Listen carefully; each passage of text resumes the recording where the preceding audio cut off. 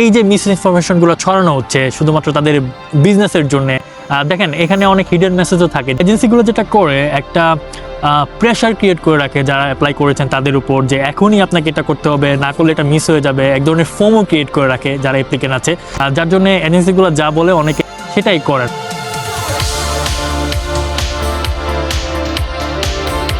আমাদের দেশে এত এত এজেন্সি, এবং যারা এজেন্সির থ্রুতে বিদেশে পড়াশোনা করার জন্য অ্যাপ্লাই করেন, দেখবেন যে বেশিরভাগ মানুষই বিভিন্ন কারণে সাফার হয়। এত এত ব্যাঙের ছাতার মতো আমাদের দেশে এজেন্সি, অলিতে গলিতে সব জায়গায় দেখবেন এজেন্সিগুলো মানুষজনকে বিদেশে পাঠাইতেছে। যে কয়েকটা ভালো এজেন্সি আছে ওই কয়েকটা খুঁজে বের করা আমাদের জন্য খুবই কষ্টকর, যে আমরা এত এজেন্সির মাঝে কোনটা ভালো কোনটা খারাপ এই জিনিসটা আমাদের বোঝার সুযোগটা খুবই কম। আপনাদেরকে রিসেন্টলি একটা ঘটনা আমি শেয়ার করি। আমার এক রিলেটিভের সাথে গতকাল কথা হচ্ছিল। ওনার পরিচিত একজন এই বছর সুইডেনে অ্যাপ্লাই করেছেন একটা এজেন্সির থ্রুতে, এবং উনি অফার লেটার পেয়েছেন। চিন্তা করছেন যে উনি অ্যাডমিশন নেবেন, ভিসা প্রসেস করবেন আর কি। ওনাকে এজেন্সি থেকে বলা হয়েছে যে আপনি যদি ভিসার অ্যাপ্লাই করতে চান তাহলে আপনাকে একটা ইন্স্যুরেন্স করতে হবে। এই ইন্স্যুরেন্স ছাড়া যদি আপনি ভিসার অ্যাপ্লাই করেন তাহলে ভিসা পাবেন না, অথবা ভিসা পেলেও সুইডেনে এয়ারপোর্ট থেকে আপনি ঢুকতে পারবেন না, এরকম কিছু একটা তাকে বোঝানো হয়েছে, যে এই জিনিসটা একদম ম্যান্ডেটরি, এটা আপনাকে করতেই হবে। এবং এই ইন্স্যুরেন্সের জন্য তার কাছ থেকে 1 লাখ টাকা চাওয়া হয়েছে। এখন মেইন কথা হলো, সুইডেনে যারা স্টুডেন্ট হিসেবে অ্যাপ্লাই করেন, রেসিডেন্ট পারমিটের জন্য অ্যাপ্লাই করেন, তাদের কিন্তু আসলে কোনো প্রকার এক্সট্রা ইন্স্যুরেন্স করতে হয় না। এটা একদমই একটা মিথ্যা ইনফরমেশন। আপনি যদি আপনার জন্য ট্রাভেল ইন্স্যুরেন্স করতে চান সেটা একদমই আপনার পার্সোনাল ব্যাপার।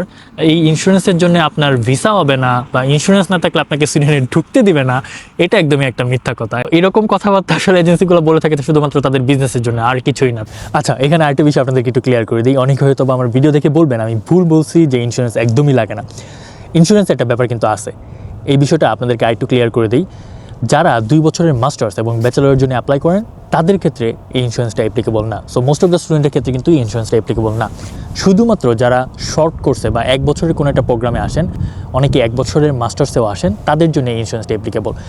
কারণ তারা পার্সন নাম্বার পান না, তারা পান হলো কোঅর্ডিনেশন নাম্বার। সো যারা পার্সন নাম্বার পান, আরও সহজে বুঝতে চাইলে, তাদের জন্য ইন্স্যুরেন্সটা অ্যাপ্লিকেবল না। কারণ পার্সন নাম্বার পাওয়ার সাথে সাথে আপনি ফোরশাক লিঙ্ক কাছা থেকে অটোমেটিকলি ইন্স্যুরেন্স পাবেন, কিন্তু যারা কোঅর্ডিনেশন নাম্বার পাবেন তারা ইন্স্যুরেন্সটা পাবেন না। সো তাদেরকে প্রাইভেটলি অথবা ইউনিভার্সিটি থেকে ইন্স্যুরেন্স নিয়ে দেখাতে হবে। আরও সহজে যদি ব্যাপারটা বুঝতে চান, তাহলে আপনার যে নোটিফিকেশন লেটার বা অফার লেটার যেটা আপনি ইউনিভার্সিটি থেকে পেয়েছেন, সেটার একদম লাস্ট পেজে যদি আপনি চলে আসেন, তাহলে দেখতে পারবেন যে আপনার জন্য এই ইন্স্যুরেন্সটা অ্যাপ্লিকেবল নাকি অ্যাপ্লিকেবল না। তো আশা করি ইন্স্যুরেন্সের ব্যাপারটা আপনাদের কাছে একদম ক্লিয়ার হয়ে গিয়েছে।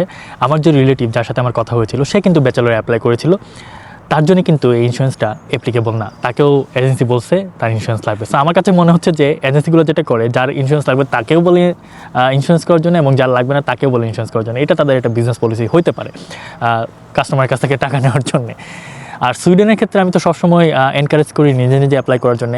সুইডেন আসলে এজেন্সি লাগে না, আপনি চাইলে নিজে নিজেই অ্যাপ্লাই করতে পারবেন। গত 1.5 বছর ধরে আমি এটা নিয়ে অনেক ভিডিও বানাইছি। আমার ইউটিউব চ্যানেলে স্টাডি ইন সুইডেন গাইডলাইন নিয়ে একটা ডেডিকেটেড প্লেলিস্ট রয়েছে। আপনি যদি ওই প্লেলিস্টের ভিডিওগুলো শুরু থেকে দেখেন, আপনি নিজে নিজেই সুইডেনে অ্যাপ্লাই করতে পারবেন। গত বছর আমার ভিডিও দেখে অনেকেই সুইডেনে এসেছেন, and I am so happy যে আমার ভিডিওগুলো আপনাদেরকে অনেক হেল্প করতেছে।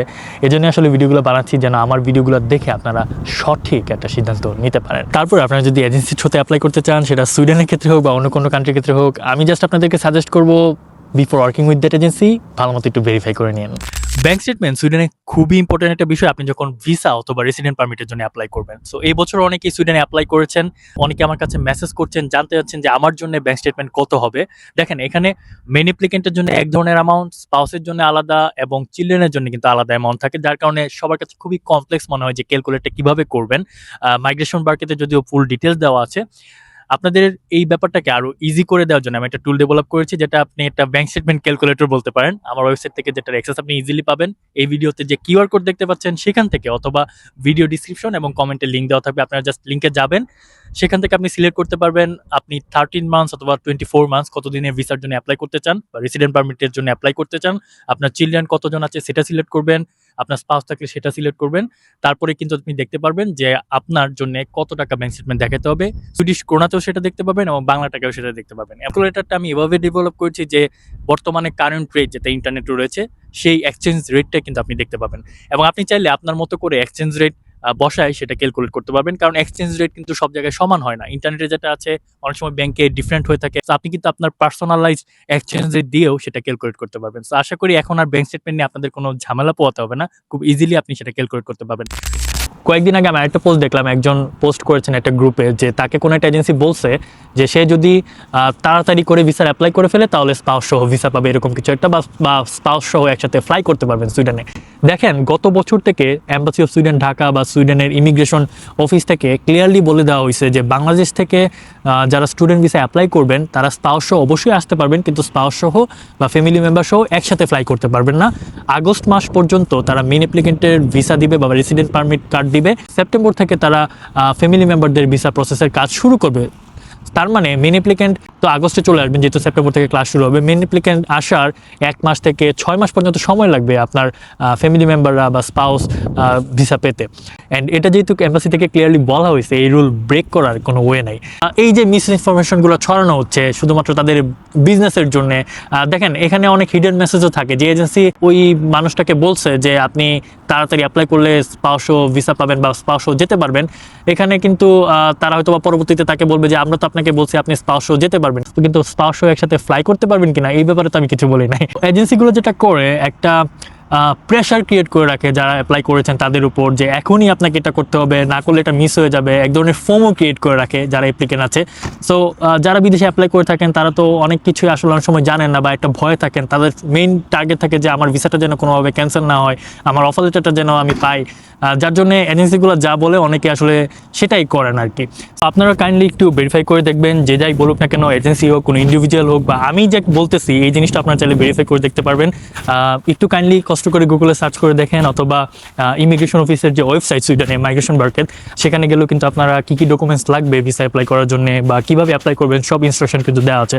সো আমি এই লিঙ্কগুলো আমার এই ভিডিওর কমেন্টে দিয়ে দিব, আপনারা চাইলে চেক করতে পারেন এবং আপনারা একটু কাইন্ডলি কষ্ট করে নিজে পড়ে দেখবেন যে তারা কি বলছে, কী কী ডকুমেন্ট তাদের লাগবে, এই বছর ব্যাংক স্টেটমেন্ট দেখানোর জন্য রিকোয়ারমেন্ট কী, সব কিছু কিন্তু সেখানে দেওয়া আছে।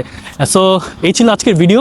আপনি যদি আমার চ্যানেল নতুন হয়ে থাকেন তাহলে এখনই সাবস্ক্রাইব করে ফেলুন, অ্যান্ড আপনি যদি ফেসবুক থেকে ভিডিওটা দেখে থাকেন তাহলে আমার পেজে ফলো করতে ভুলবেন না। Bye bye.